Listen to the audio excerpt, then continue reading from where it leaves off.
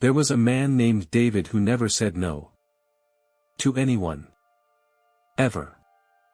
His colleagues called him reliable. His family called him selfless. His friends called him at midnight because they knew he'd answer. But David? He called himself exhausted. Every morning began the same way. His alarm would ring at 5:30, not because he was an early riser by choice, but because he promised to help his neighbor's son with math tutoring before school. 3 mornings a week, without fail, even though he barely knew the family. They'd asked once, and David couldn't find the word no in his vocabulary. At work, David's desk looked like a graveyard of other people's responsibilities.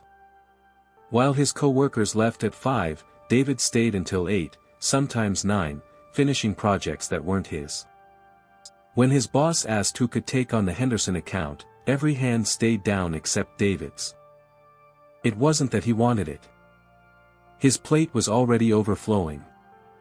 But the silence in that conference room felt like pressure on his chest, and before he knew it, his hand was raised.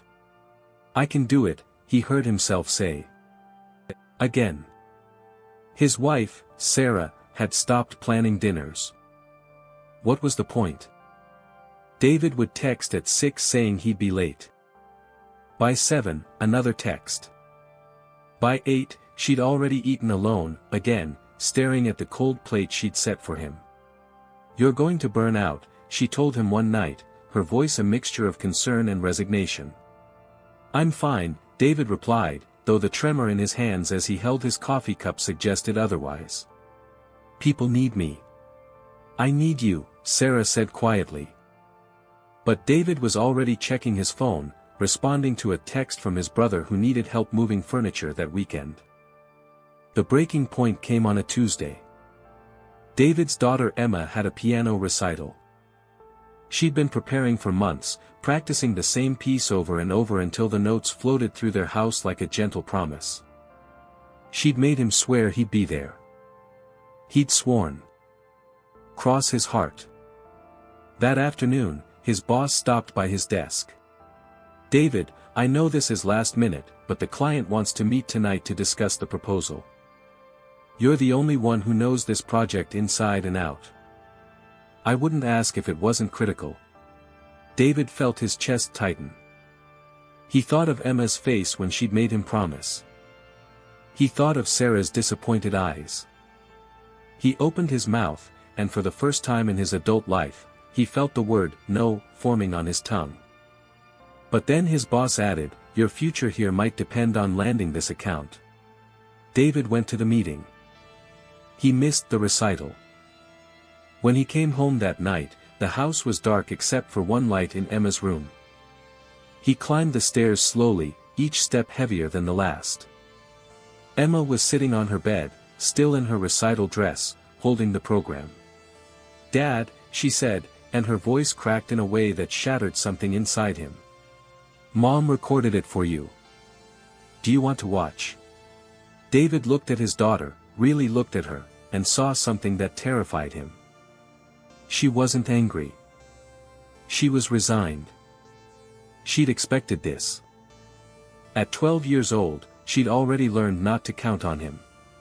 "Emma, I'm so sorry," he started to say. "It's okay, Dad," she interrupted.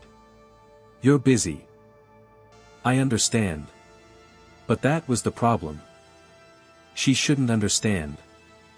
She should be furious. She should demand better. Instead, she'd learned to expect nothing, and it was his fault. That night, David couldn't sleep. He lay in bed calculating the hours in his weeks, and realized he'd been giving them away like they were infinite. He'd been so afraid of disappointing people that he'd guaranteed disappointing the people who mattered most. The next morning, David did something radical. He made a list of everything he'd agreed to do. The tutoring. The extra projects. The weekend favors.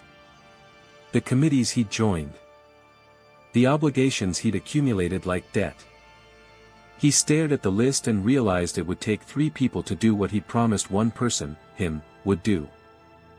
Then he drew a line down the middle of the page. On one side, he wrote what truly mattered. Sarah. Emma. His health. His sanity. His own dreams he'd shelved years ago. On the other side, everything else. And then David learned the most powerful word in the English language. No. He started small. When a colleague asked him to cover her shift, he said, "I can't this time." His heart pounded, but the world didn't end. She found someone else. When his boss assigned him another project before he'd finished the last 3, David took a breath and said, "I need to complete my current work before taking on more. Can we discuss priorities?" His boss, surprisingly, respected it. The neighbor's son. David recommended a professional tutor. The weekend favors. He started saying, "That doesn't work for me, but I hope you find help." Each "no" felt like lifting a weight off his shoulders. The transformation wasn't instant. Some people were disappointed. Some called him selfish. But something amazing happened. The people who truly valued him, Sarah, Emma, his real friends, they saw him more. Because he was actually there.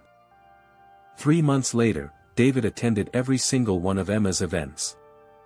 He had dinners with Sarah. He started running again, something he'd loved before he'd buried it under everyone else's needs. He even started writing, a dream he'd abandoned years ago. One evening, Emma asked him, "Dad, how come you're around more now?" David smiled. "Because I learned that saying no to the wrong things means saying yes to the right things. Your time is your life. Every yes to something unimportant is a no to something that matters. The power isn't in pleasing everyone. The power is in choosing what deserves your irreplaceable hours. Say no. Not to be difficult, but to be present for what truly counts. Your life is waiting.